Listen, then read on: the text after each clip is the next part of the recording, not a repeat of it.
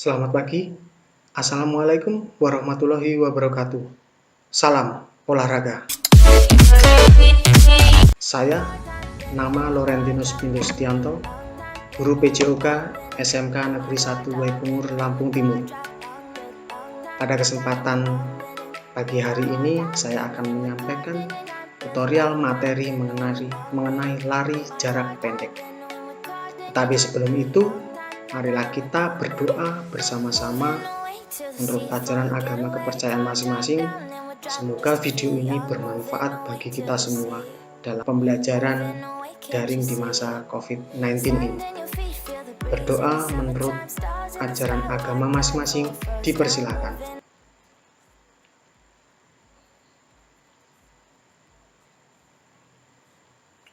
Berdoa selesai. Baik rekan-rekan sekalian, bagaimana kabar kalian pada pagi hari ini?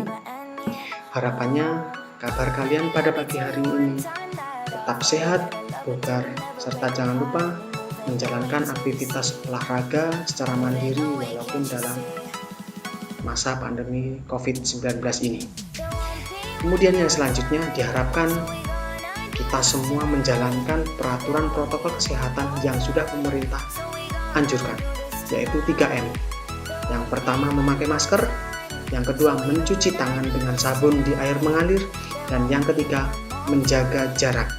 Apabila kita ada keperluan yang memang sangat-sangat penting, bisa kita lakukan semuanya itu dari rentetan protokol kesehatan tersebut dengan harapannya kita bisa terhindar dari wabah COVID-19 yang memang sangat berbahaya ini. Dengan harapan semoga wabah COVID-19 ini segera hangus di bumi Nusantara ini, sehingga kita dapat kembali melakukan aktivitas kita sehari-hari secara baik dan normal seperti biasanya. Baik, rekan-rekan sekalian, pada kesempatan ini yang akan kita bahas bersama-sama adalah lari jarak pendek.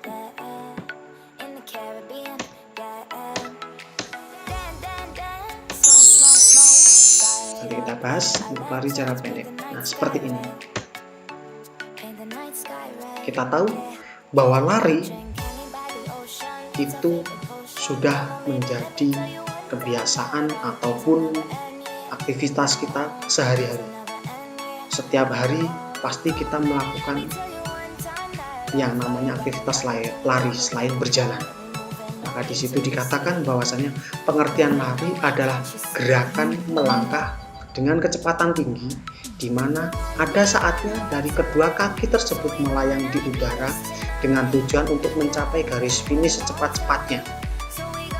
Itu tujuan dari atau pengertian dari lari sekaligus tujuannya. Bisa kita lihat. Kemudian yang selanjutnya adalah nomor perlombaan lari jarak pendek.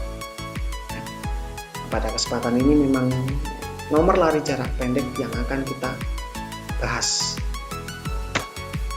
Yang pertama adalah lari jarak pendek berjarak 100 meter, 200 meter, dan 400 meter.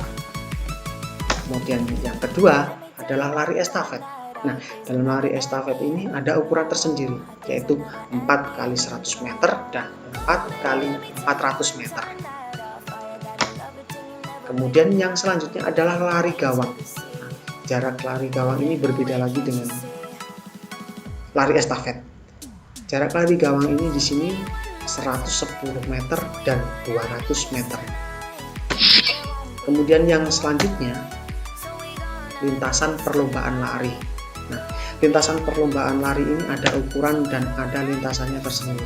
Bisa kita cermati bersama-sama. Di situ ada start, kemudian ada garis batas bebas serta zona-zona pergantian. Di situ tertera sekaligus dengan ukuran-ukurannya. Kemudian yang selanjutnya, dalam masa pandemi COVID-19 ini, mau tidak mau kita harus menjalankan pembelajaran secara daring. Nah, dalam pembelajaran secara daring ini bagaimana kreativitas guru itu dituntut untuk dapat menyampaikan materi pembelajaran seoptimal mungkin. Walaupun di masa COVID-19 ini, pembelajaran daring ini memang banyak mengalami kelemahan. Ya, salah satu kelemahan yang sering dihadapi siswa adalah sarana prasarana yang memang belum begitu maksimal dimiliki oleh siswa. Kemudian mereka juga terhambat masalah kuota, walaupun kuota belajar pun diberikan kepada pemerintah, tetapi tetap menjadi suatu penghalang, yaitu koneksi jaringan. Nah, dalam koneksi jaringan ini berbagai daerah itu akan mempunyai kapasitas koneksi jaringan masing-masing. Tapi bagaimana caranya seorang guru itu dituntut untuk kreatif agar dapat menyampaikan materi pembelajaran yang memang harus disampaikan secara baik. Kemudian nantinya diharapkan siswa pun dapat melakukan tuntutan tugas yang memang harus dikumpulkan. Kemudian guru memberikan feedback sebagai hasil untuk siswa melakukan review pembelajaran. Nah, pada kali ini media pembelajaran yang disampaikan sebagai contoh dalam pembelajaran daring materi lari jarak pendek, ya, kita bisa melakukan ataupun mencari media pembelajaran yang memang berada di lingkungan sekitar kita dan yang tidak membebankan siswa ataupun orang tua dalam menyediakan ataupun menciptakan media pembelajaran sesuai dengan materi yang disampaikan. Nah, salah satu media pembelajaran yang dapat digunakan dalam materi lari jarak pendek, salah satu contohnya adalah yang pertama adalah halaman rumah.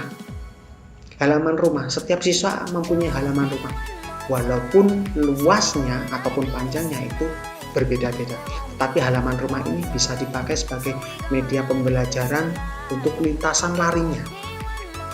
Kemudian yang selanjutnya adalah tali rafia. Tali rafia ini mudah sekali dan gampang sekali kita dapatkan.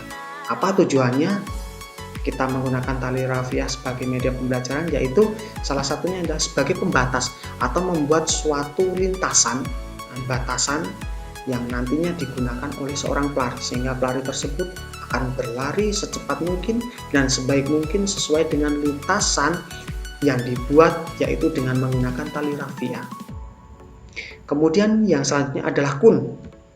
Kun ini digunakan sebagai pembatas antara start, kemudian pembatas pada saat di tempat finish.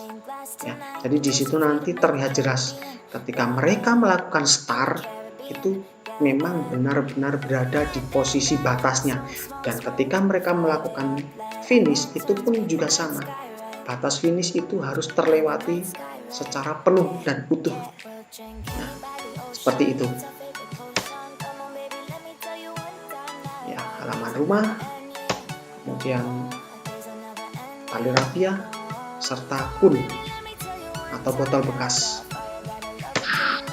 Yang selanjutnya, teknik dasar lari jarak pendek. Ada beberapa teknik lari jarak pendek yang memang harus kita ikuti aturannya. Yang pertama adalah teknik start. Yang kedua adalah teknik saat berlari. Kemudian yang terakhir adalah bagaimana teknik dalam memasuki garis finish. Kita bahas yang pertama, yaitu teknik lari jarak pendek. Yang pertama adalah start atau awalan. Teknik lari jarak pendek menggunakan start jongkok. Nah, bagaimana cara melakukan start jongkok? Yang pertama, start jongkok dilakukan dengan cara lutut kaki belakang diposisikan atau diletakkan pada ujung kaki yang di depan dengan jarak 1 kepal tangan.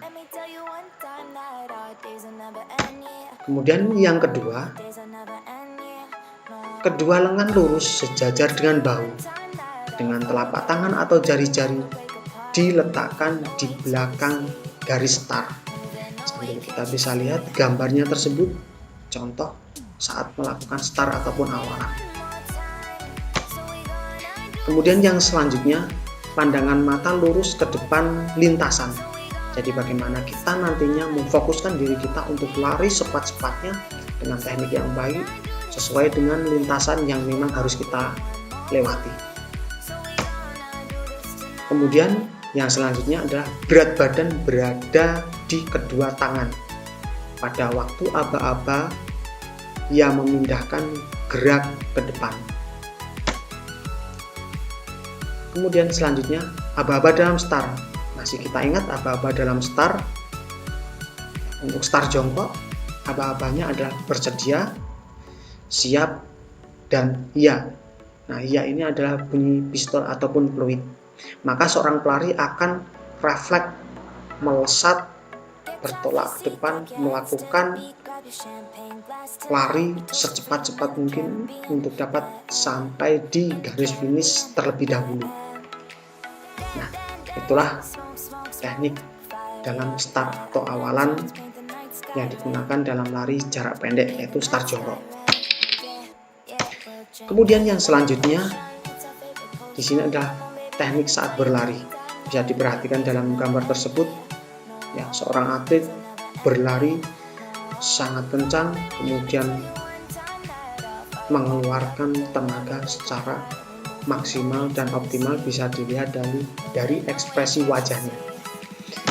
Nah, dalam teknik saat berlari ada cara-cara tersendiri dalam lari jarak pendek, yaitu yang pertama, sikap badan sedikit condong ke depan ketika berlari agar nyaman serta tidak mudah lelah. Jadi sikap badan itu harus condong ke depan ketika berlari supaya nyaman. Kemudian yang selanjutnya adalah lakukan tolakan sekuat-kuatnya ketika berlari. Jadi diharapkan kedua kaki saat berlari itu melakukan tolakan semaksimal mungkin, sekuat-kuat mungkin. Kemudian yang selanjutnya, langkah kaki lebar dan ayunan tangan ke arah dagu ketika berlari.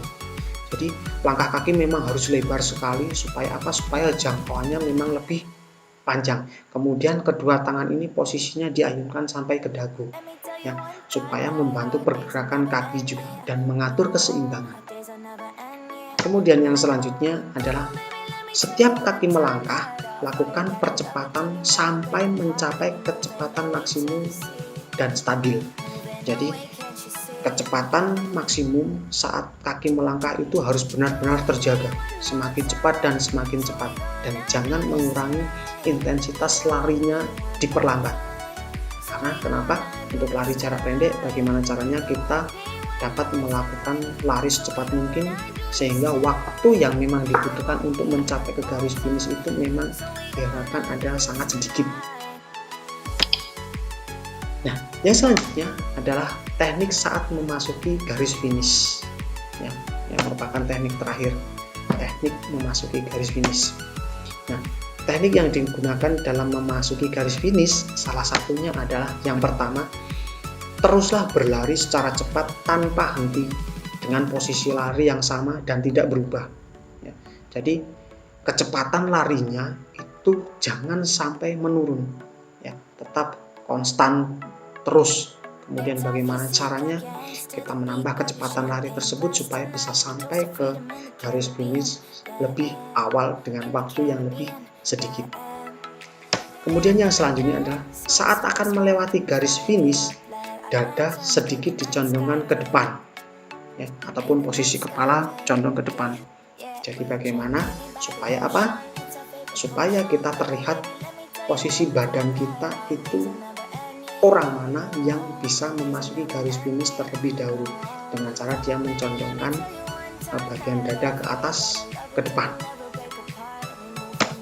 Kemudian yang selanjutnya, saat kita melewati garis finish, salah satu bahu dimajukan ke depan pula, ya. Jadi salah satu bahu itu harus dimajukan ke depan sebagai tanda bahwasanya kita mulai memasuki garis finish. Itulah tutorial materi dari lari jarak pendek, ya. Semoga video tutorial ini dalam lari jarak pendek ini dapat kita manfaatkan sebaik-baiknya, apalagi dalam masa pembelajaran daring pandemi COVID-19 ini yang menuntut guru atau pengajar itu bisa lebih aktif dan kreatif dalam menyampaikan pembelajaran secara optimal. Dan kemudian diharapkan pula peserta didik juga bisa lebih kreatif dalam mencari materi-materi yang memang nantinya akan disampaikan, yaitu salah satunya dengan pemanfaatan internet. Ya, jadi bisa peserta didik ataupun para pendidik itu memperoleh banyak literatur ataupun sumber belajar di berbagai media.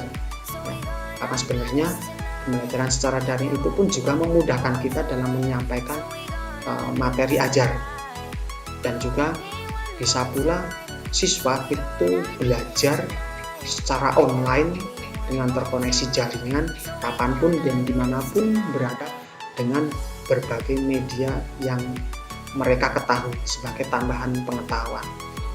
Nah, harapannya video tutorial ini berguna bagi kita bersama demi memajukan pembelajaran tujuan pendidikan nasional, walaupun pembelajaran ini bersifat daring, tetapi pada dasarnya tidak mengurangi semangat dan kinerja kita sebagai pendidik itu untuk menyampaikan materi-materi pembelajaran yang memang harus optimal.